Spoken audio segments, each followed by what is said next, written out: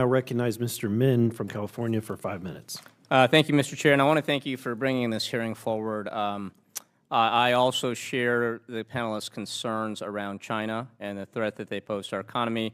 Also share the desire of everyone speaking today to bring back manufacturing to the United States.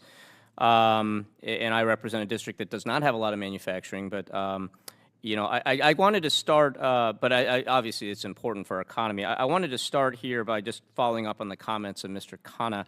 I note that all of you up there, the Republican side, said you're not economists. I wanted to give Dr. Hirsch, an economist, a chance to weigh in as well to follow up on Mr. Khanna's questions.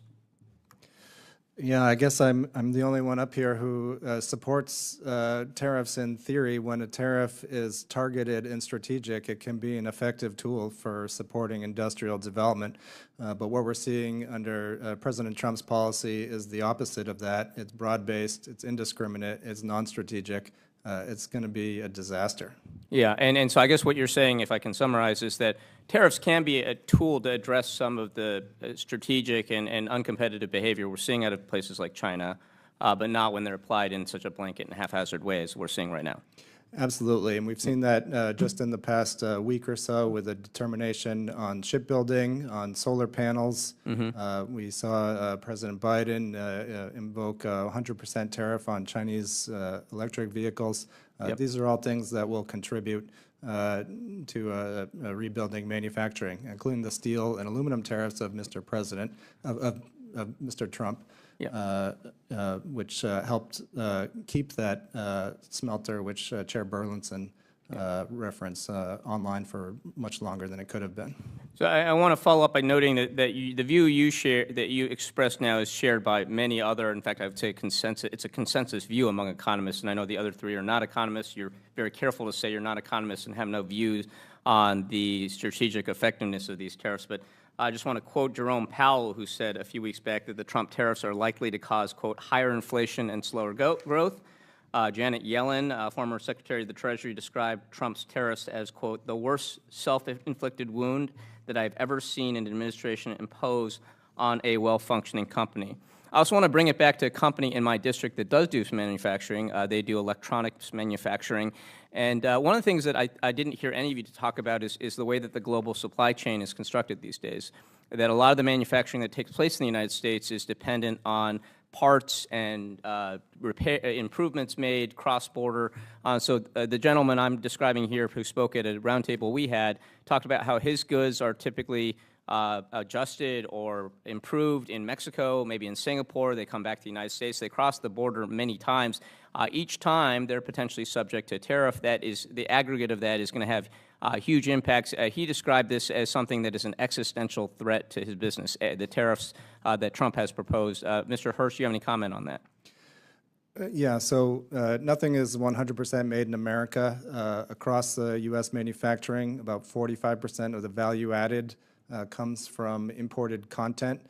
We can't just rip that out at the roots. We have to have a strategic approach to gradually replace that without disrupting the businesses that are already operating.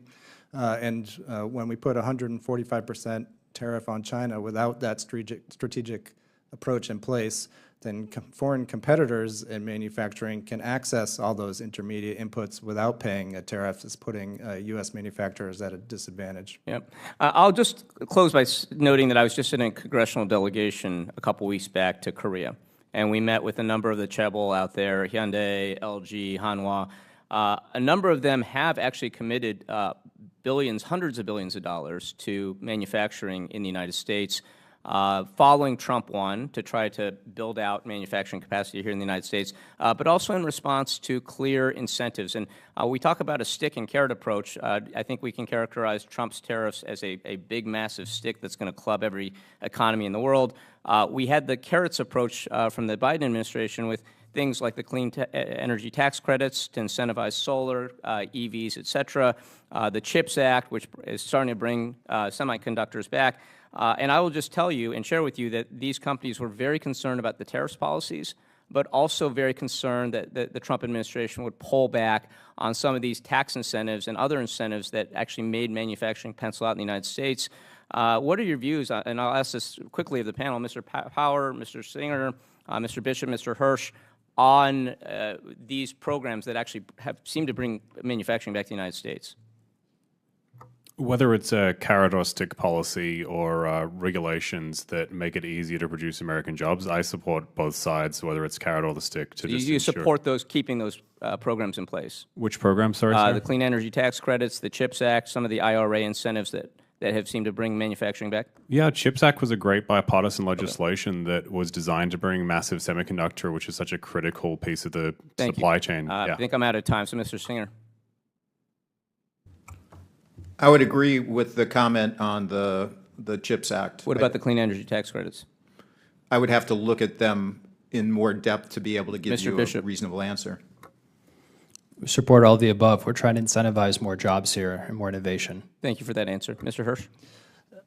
Pulling back on these policies now risks stranding hundreds of billions of dollars in investments and jobs. And I'll say, my co-panelists have talked about the issue of energy costs. Just in the past 3 months, $8 billion of new energy projects supporting 8,000 jobs have been canceled. Thank you. I yield back.